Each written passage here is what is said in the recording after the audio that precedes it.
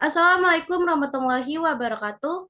Halo semuanya, perkenalkan nama saya Adina Kamila Taufik. Saya adalah mahasiswi dari Universitas Pancasakti Bekasi, Fakultas Ilmu Pendidikan jurusan Pendidikan Ekonomi dengan NIM 18720500055. Dalam kesempatan kali ini, di sini saya akan menjelaskan mengenai kebijakan perdagangan internasional. Untuk memenuhi salah satu proyek UTS dengan mata kuliah Perekonomian Internasional dengan dosen pengampu Bapak Luluh Abdillah Kurniawan MM, di sini saya akan menjelaskan mengenai kebijakan perdagangan internasional. Nah, sebelum memasuki materi, apa sih perdagangan internasional itu sendiri? Perdagangan internasional adalah kegiatan transaksi dagang antara satu negara dengan negara lainnya, baik mengenai barang maupun jasa-jasa dan dilakukan melalui batas suatu negara itu sendiri. Contohnya itu, misalnya kamu tuh suka membeli barang lewat online shop. Nah, nggak jarang kan online shop itu sendiri tuh menjual barang-barang yang diproduksinya itu di luar negeri. Nah, makanya itu, oleh karena itu mereka tuh harus membeli barang-barangnya terlebih dahulu, kemudian dikirimnya lalu ke negara yang kalian pesan. Contohnya itu kayak gitu. Nah, contoh dari hal tersebut itu yang merupakan kegiatan perdagangan internasional sendiri. Nah, selanjutnya itu ada juga.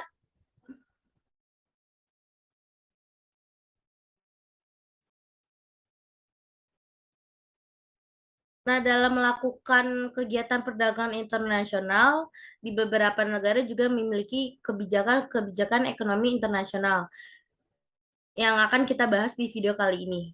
Sebelum itu, apa sih kebijakan ekonomi internasional itu sendiri? Kebijakan ekonomi internasional merupakan suatu tindakan yang dimana kebijakan ekonomi pemerintah yang secara langsung maupun tidak langsung mempengaruhi komposisi, arah, serta bentuk perdagangan dan juga pembayaran secara internasional. Nah, dengan kebijakan ekonomi internasional ini bertujuan untuk menjaga keseimbangan neraca perdagangan dan juga menjaga kondisi neraca pembayaran yang stabil terhadap perusahaan kas pada suatu negara.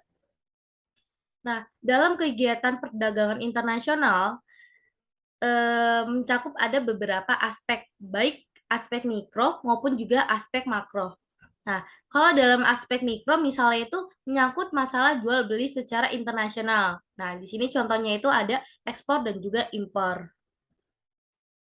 Nah, di mana kegiatan perdagangan ini tuh tergantung pada keadaan pasar, hasil produksi maupun juga pasar faktor produksi dan juga meliputi transaksi-transaksi investasi pada luar negeri.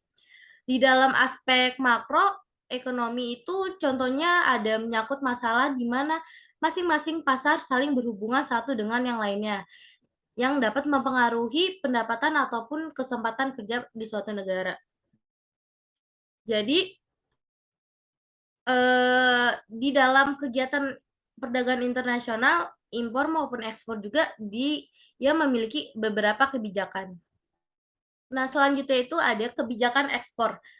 Nah, kamu tahu gak sih kebijakan ekspor itu bertujuan untuk apa? Dengan diadakannya kebijakan ekspor. Dengan diadakannya kebijakan ekspor itu bertujuan untuk melindungi produksi dalam negeri. Bukan jadi kita melakukan ekspor itu bukan hanya untuk mencari keuntungan saja, tetapi untuk melindungi produksi dalam negeri juga. Makanya untuk melindungi produksi dalam negeri dibuatlah beberapa kebijakan perdagangan internasional.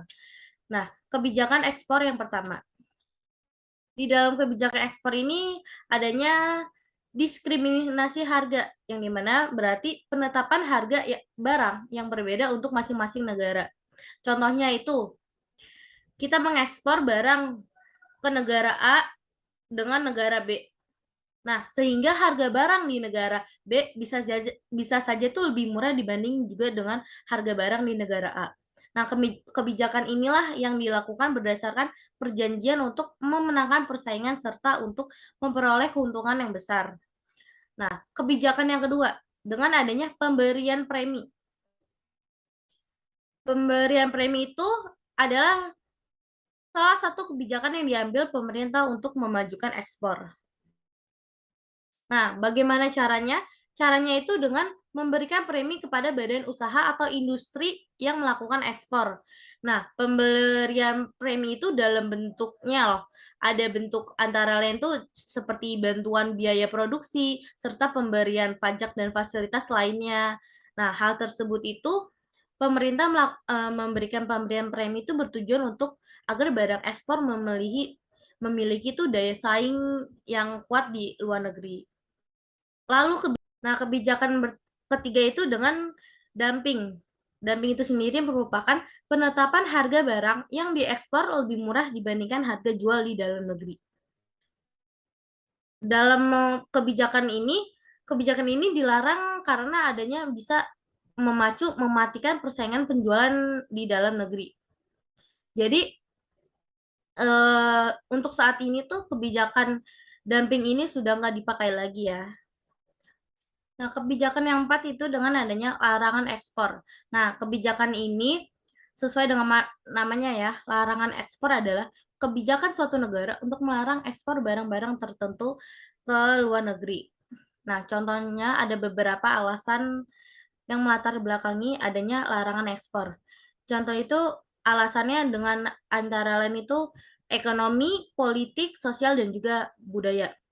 Contohnya, contoh dari alasan ekonomi, yaitu dengan adanya larangan ekspor karena ingin mendorong perkembangan industri lokal. Jadi supaya industri lokal terus berkembang, maka ada beberapa barang yang dilarang untuk melakukan pengeksporan ke luar negeri. Nah, contoh yang kelima, adanya politik dagang bebas. Politik dagang bebas adalah suatu kondisi ketika masing-masing pemerintah memberikan kebebasan dalam ekspor maupun impor. Nah, kebebasan dalam perdagangan ini akan membawa beberapa keuntungan seperti mutu barang yang tinggi dan juga harga yang relatif lebih murah. Lalu selanjutnya itu kebijakan impor. Sama seperti kebijakan ekspor tadi, kebijakan impor ini bertujuan untuk melindungi perusahaan-perusahaan yang ada di dalam negeri. Nah, apa sih kebijakan impor itu sendiri? Kebijakan yang pertama itu kota.